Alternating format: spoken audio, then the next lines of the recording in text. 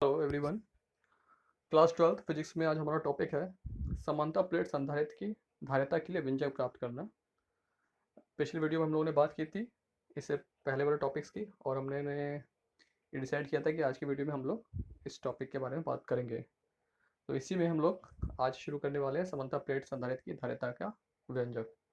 तो क्वेश्चन जैसे आप सामने स्क्रीन में देख रहे होंगे, यहाँ पे क्वेश्चन इस तरह से स्टेट किया जाता है, समानता प्लेट संधारित्र की धारिता का व्यंजक व्युत्पन्न कीजिए। इसकी धारिता को किस प्रकार बढ़ाया जा सकता है। देखिए कितनी बार ये क्वेश्चन पूछा गया है पिछले साल बोर्ड्स में, और ये क्वेश्चन को इस तरह से स्टेट कर सकते हैं, समांतर प्लेट संधारित्र संधारित्र की धारिता के लिए व्यंजक का निगमन कीजिए। तो आपको कुल मिला के एक्सप्रेशन ड्राइव करना है for the capacity of parallel plate capacitor. So शुरू करते हैं। तो इसमें सबसे पहली चीज़ होती है कि आपको डायग्राम पूरे अच्छे तरह से पता होना चाहिए। डायग्राम क्या है, देखिए आपको यहाँ पे डायग्राम नज़र आ रहा है स्क्रीन के बिल्कुल बॉटम में। ये डायग्राम, इसमें दो प्लेटें हैं P1 P2, और इनके बीच में कोई स्पेस है, और बाकी इसमें चार्जिंग की जा रही है, और बाकी चीज़ें जैसे इसमें स्टेट किया गया। समांतर प्लेट संधारित्र में समान आकार की दो धातु की प्लेटें P1 और P2 समांतर रखी जाती हैं। ये प्लेटें एक दूसरे से d दूरी पर स्थित होती हैं। माना कि इनके बीच परावैद्युतांक पदार्थ K भरा हुआ है, मतलब कोई परावैद्युत पदार्थ भरा हुआ है जिसका परावैद्युतांक क्या है, कैपिटल K। जो मुख्य प्लेट P1 को प्लस क्यू आवेश दिया जाता है, प्लस क्यू आवेश क्या दिया जाएगा, चार्जिंग की जाएगी, कनेक्शन किए जाते हैं। तो स्थिर विद्युत प्रेरण द्वारा प्लेट P2 की भीतरी सतह पर माइनस क्यू तथा बाहरी सतह पर प्लस क्यू आवेश प्रेरित हो जाता है। अब आप चार्जों का इंडक्शन होता है कि जब आप प्लेट P1 पर जब चार्ज Q आ जाएगा, पॉजिटिव चार्ज, तो जो प्रेरण के कारण क्या होगा, P2 पर माइनस चार्ज आ जाएगा अंदर की ओर। अंदर वाली चार्ज प्लेट के अंदर की ओर माइनस चार्ज देखिए आपको नजर आ रहा होगा। अंदर क्या हुआ, माइनस चार्ज आया हुआ है। बाहर की ओर क्या है, बाहर की ओर का जो चार्ज है उसको हमने पृथ्वी से कनेक्ट कर रखा है। देखिए राइट साइड में जो एक वायर जा रहा है वो पृथ्वी नीचे लिखा हुआ है, तो पृथ्वी से कनेक्ट कर दिया गया। उससे वो जो पॉजिटिव चार्ज होता है वो ग्राउंडेड हो जाता है, तो केवल केवल प्लेट के अंदर ही सतह पर चार्ज रह जाता है। अतः दोनों प्लेटें परस्पर विपरीत प्रकृति के आवेशों से आवेशित हो जाती हैं। देखिए इस पे तो पॉजिटिव चार्ज हो गया, और P2 P2 पे अंदर की ओर नेगेटिव चार्ज हो गया है। तो अतः दोनों प्लेटें आपको विपरीत चार्ज से आवेशित हो जाती हैं तथा इनके बीच एक वैद्युत क्षेत्र उत्पन्न हो जाता है। अब आप जानते हैं वैद्युत क्षेत्र कैसे चलता है, पॉजिटिव चार्ज से निकलता है, नेगेटिव चार्ज की ओर जाता है। तो यहाँ पे चार्ज जो है वो पॉजिटिव सेक्शन से, प्लेट के पॉजिटिव सेक्शन से नेगेटिव सेक्शन की ओर जा रहा है। एरो मार्क कर रखे हैं, देखिए जो डॉटेड दिखा रखा है आपको पिक्चर में कि ये जो इलेक्ट्रिक फील्ड है ये P1 से P2 की ओर जा रहा है। इसकी एक्सप्रेशन क्या होगा, आपको पता है, एक मतलब एक प्लेट के कारण कितना वैद्युत क्षेत्र होता है वही फॉर्मूला लगेगा, E equal to sigma upon epsilon naught. इसमें के एक एक्स्ट्रा आया हुआ है, के आता है इस वजह से क्योंकि यहाँ पे परावैद्युत पदार्थ जो भरा हुआ है उसका परावैद्युतांक कैपिटल के है। ओके, इसके आगे चलते हैं। इसी तरीके से यहाँ पे ये अगर हम जो सिग्मा अपॉन एप्सिलॉन जो है उसकी यहाँ पे वैल्यू रख लेते हैं। सिग्मा की वैल्यू क्या है, क्यू अपॉन ए, तो ये सिग्मा हो गया क्यू अपॉन कैपिटल ए। यदि प्लेटों के बीच विभवांतर वी हो, कैपिटल वी, यानी आपने जो कनेक्शन कर रखा है उसके बीच में पोटेंशियल डिफरेंस कितना, वी वोल्ट, कैपिटल वी का हो, तो आप जानते हैं ई इक्वल टू होता है वी अपॉन डी। तो ई की यहाँ पे रख दिया वी अपॉन डी। यहाँ पे जहाँ पे ई चल रहा था लेफ्ट हैंड साइड पे उसकी यहाँ पे आ चुका है वी, और जो अपॉन में डी था वो क्रॉस मल्टीप्लाई से आता वाले सेक्शन में देखिए आप यहाँ पे डी आ गया राइट साइड में। अब धारिता की परिभाषा से सी इक्वल टू होता है क्यू अपॉन वी, ये हम धारिता जानते हैं, C equal to Q upon V. तो वी की वैल्यू रख दी है अपॉन में, तो जब वी की वैल्यू रख दी क्यू से क्यू कैंसिल हो जाएगा और पूरा एक्सप्रेशन पलट जाएगा। के एप्सिलॉन नॉट ए ऊपर आ गया और डी नीचे। ये देखिए ये जो आपको नजर आ रहा है इसमें एक्सप्रेशन में के epsilon not a upon D.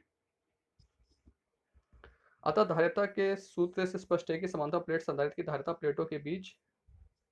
प्लेटों के क्षेत्रफल के अनुक्रमानुपाती तथा माध्यम के परावैद्युतांक के अनुक्रमानुपाती तथा प्लेटों के बीच की दूरी के व्युत्क्रमानुपाती होती है। देखिए एक्सप्रेशन में आपको साफ दिख रहा है कि जो सी है इसमें देखिए एक तो ए ऊपर है और परावैद्युतांक के भी ऊपर है, तो इनके डायरेक्टली प्रोपोर्शनल है, अनुक्रमानुपाती है। जबकि डी जो है, डी क्या है, नीचे, डी आपके नीचे है, तो इसलिए यहाँ क्या डी के व्युत्क्रमानुपाती है। दूरी जितनी ज़्यादा होगी कैपेसिटेंस उतना कम होगा, और एरिया जितना ज़्यादा होगा कैपेसिटेंस उतना ज़्यादा होगा। तो ये यहाँ पे बात हो गई आपके समांतर प्लेट संधारित्र की। इसके बाद एक क्वेश्चन, बहुत इंपॉर्टेंट क्वेश्चन अराइज होता है, वो ये कि यदि टी मोटाई तथा कैपिटल के परावर्तनांक वाले पदार्थ आंशिक रूप से भरे हों, मतलब आप क्या कर दिया, जो स्पेस फुल्ली फिल्ड था प्लेटों के बीच का, वो क्या कर दिया, आंशिक रूप से भर दिया। जैसे यहाँ पे क्या है ना, पूरा स्पेस जो है के परावर्तनांक वाले माध्यम से पदार्थ से भरा हुआ है।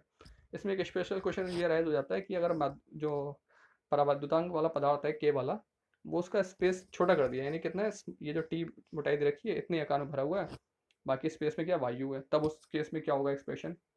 तो उसके लिए क्या करना पड़ता है, उससे ही का डेरिवेशन ये है। ये क्वेश्चन बहुत पूछा जाता है, इंपॉर्टेंट भी है।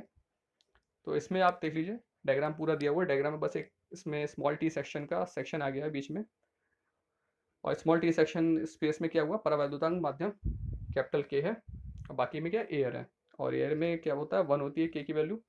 तो देखिए सारे एक्सप्रेशन वही है, डायग्राम उसी तरीके से एक्सप्लेन किया जाएगा। बस बीच में देखिए यहाँ पे जो सेक्शन लिखा होगा, प्लेटों के बीच डी माइनस टी मोटाई में वायु तथा टी मोटाई में परावैद्युत पदार्थ प्लेटो P1 पर प्लस Q, और बाकी सब चीज़ें P2 पर माइनस Q, सब चीज़ें वही हैं। खाली यहाँ पे डी माइनस टी वाला जो स्पेशल सेक्शन हो गया, इसमें क्या हो गई, वायु हो गई, क्योंकि टी स्पेस में क्या है, ये टी स्पेस जो मेंशन कर रखा है, इतने टी स्पेस में क्या है आपका परावैद्युतांक के वाला परावैद्युत पदार्थ, और बाकी स्पेस में क्या है, वायु। ठीक, अब एक्सप्रेशन आप जानते हैं, जो प्लेटों के बीच वायु में, यहाँ पे जो चीज़ मेंशन की गई है, तब प्लेटों के बीच वायु में वैद्युत क्षेत्र की तीव्रता क्या होगी, E not is equal to Q upon epsilon not A, जहाँ पे वायु है खाली, और जहाँ पे वायु नहीं है वहाँ पे क्या होगा,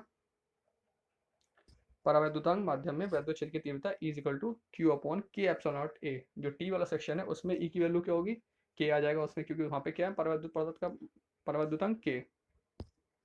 आगे चलते हैं।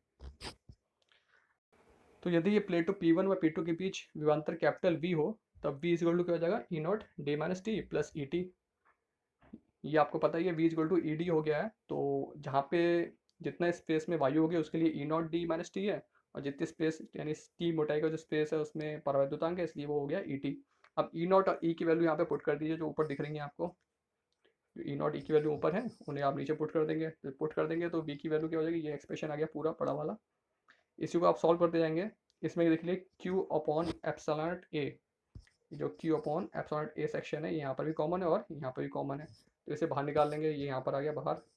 ठीक है, और बाकी चीज़ों में क्या है, डी माइनस टी अंदर आ गया प्लस टी अपॉन के। अब क्यू अपॉन एप्सिलॉन ए क्या है, ये आपका वी का पूरा एक्सप्रेशन आ चुका है। अब संधारित्र की धारिता क्या होती है, C equal to Q upon V. उसी का यूज़ करते हुए ये C equal to Q upon V, ये तो एक्सप्रेशन आपको पता ही है। इसी का यूज़ करते हुए अब यहाँ पे क्या है ना, वी की वैल्यू जो ऊपर से यहाँ पे नीचे रख दी, ये पूरी वैल्यू वी की आ गई नीचे। अब ये क्यू से क्यू कैंसिल हो जाएगा ऊपर वाला, और नीचे जो एप्सिलॉन ए है, देखिए ये वाला एप्सिलॉन ए, ये कहाँ चला जाएगा, ऊपर चला गया।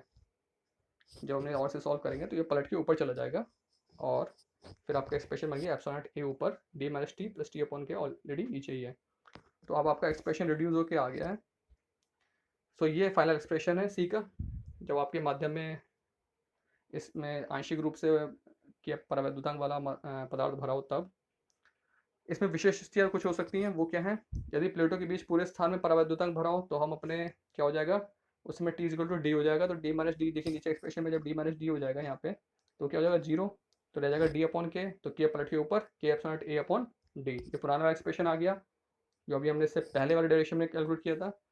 सेकंड केस में क्या होता है, यदि प्लेटों के बीच पूरे स्थान में वायु अथवा निर्वात हो, तब टी की वैल्यू क्या हो जाएगी, जीरो। तो टी की जगह, टी की यहाँ पे देखिए जीरो हो गए, तो यहाँ से जीरो अपॉन के तो गायब हो ही जाएगा, जीरो पे चला गया, खाली रह गया डी। तो उस केस में जब पूरी वायु होगी तो एप्सिलॉन ए अपॉन डी होगा। और यदि प्लेटों के बीच मोटाई टी मोटाई की धातु की पट्टी हो, यदि प्लेटों के बीच टी मोटाई की धातु की पट्टी, अब धातु के लिए क्या होता है ना, कैपिटल के इन्फिनाइट हो जाता है, धातु के लिए के की वैल्यू होती है इन्फिनाइट। तो उस केस में अगर के की जब इन्फिनाइट आ जाएगा तो ये पूरा एक्सप्रेशन इस साइड में क्या हो जाएगा, टी अपॉन इन्फिनाइट क्या हो जाएगा, जीरो, क्योंकि अब 1 अपॉन इन्फिनाइट क्या होता है, जीरो, तो केवल आ जाएगा डी माइनस टी। तो ये हो जाएंगे इसके बचे हुए विशेष परिस्थितियों वाले केस। सो ये आज की बात हो गई, इन्हें आप अच्छे से समझिए, दोनों डायरेक्शन बहुत बढ़िया इंपॉर्टेंट है और बहुत ज़रूरी भी है समझने के लिए। तो इन दोनों को तैयार करिए, अपने पास रखिए, समझिए। कोई भी डाउट हो तो क्वेश्चन पूछिए, कमेंट सेक्शन में करके पूछिए। वीडियो अच्छा लगा लाइक करिए, सब्सक्राइब कीजिए चैनल को, और फिर मिलते हैं आप लोग से नेक्स्ट वीडियो में। तब तक के लिए धन्यवाद।